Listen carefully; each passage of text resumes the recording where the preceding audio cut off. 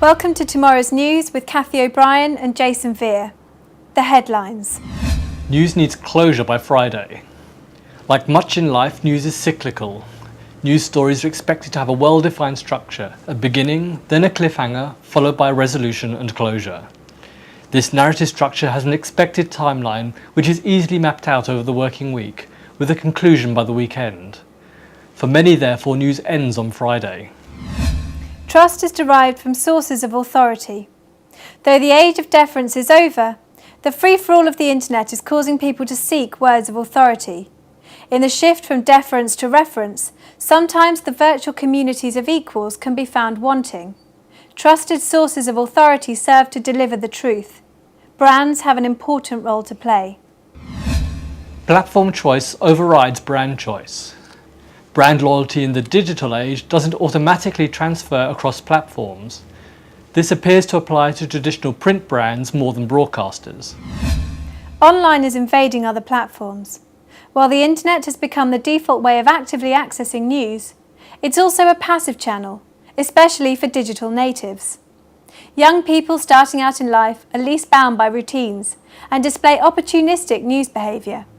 News isn't just actively sought, it's also pushed. News therefore needs hooks to attract attention, which can be provided by the format as well as content. Interactivity in particular can increase people's engagement with news. These headlines about news come from a qualitative study about multi-platform news consumption, which was conducted during one of the most tumultuous weeks in living memory. On Friday the 12th of September 2008, the airline XL folded, leaving hundreds of passengers stranded around the world. Meanwhile, our 47 consumers scattered around the UK began recording their 10-day online news diaries and immortalised an extraordinary process.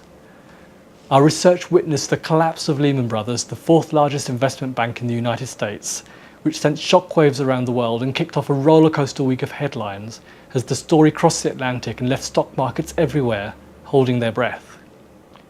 Here's our special correspondent for a reminder of that week's news. On Monday the 15th, Lehman Brothers declared bankruptcy and stock markets around the world crashed. Fears for AIG. Central banks pumped funds into the markets. HBOS shares crashed. Fears for UK banking jobs and the bailout of AIG.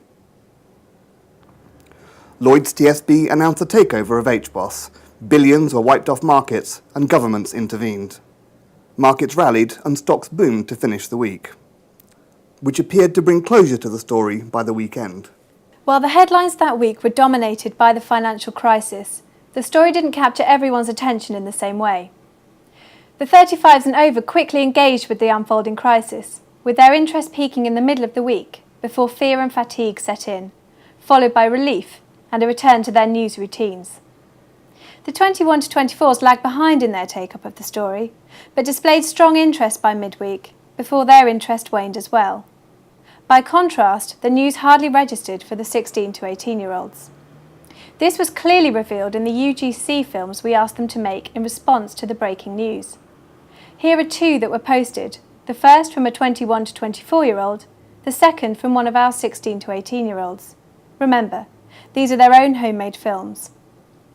It's pretty scary that there's been such a loss of confidence within the market.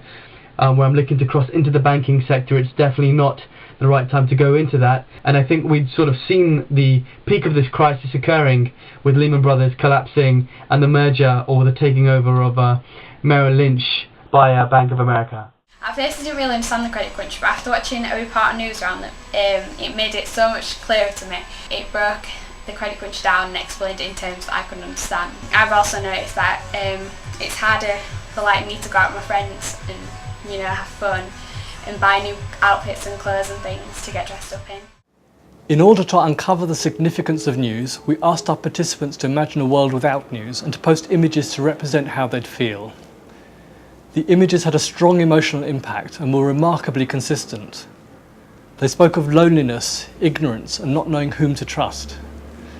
The commentaries used words such as excluded, empty, lost, confused. The digital native in Edinburgh who posted this image explained, "The picture shows how I'd feel excluded from the rest of the world as I wouldn't know what was happening elsewhere. People value the ability to keep informed and to know what's going on. They want to be able to trust the source. Listen to the explanation of this image.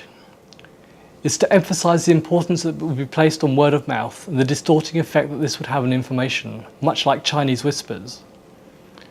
News not only provides information and entertainment, but it also helps define routines and creates a sense of self. It informs opinions, fueling conversations and fostering the social environment. Not knowing the news and not having the certainty of being able to trust the source might feel like being lost in this jungle. To recap, these are our headlines about news. Online is invading other platforms. Not only is the internet becoming the default way of actively accessing news, it's also a passive channel. News is pushed, and to attract attention needs hooks, provided by format as well as content. In the digital age, platform choice overrides brand choice. The free-for-all of the internet is causing people to seek the facts from trusted sources of authority. Brands have an important role to play. And finally, news is cyclical, with a narrative structure that requires closure by the end of the week. For many, news ends on Friday. That's all from us. Look out for our next podcast with our local weather report. Thanks and goodbye.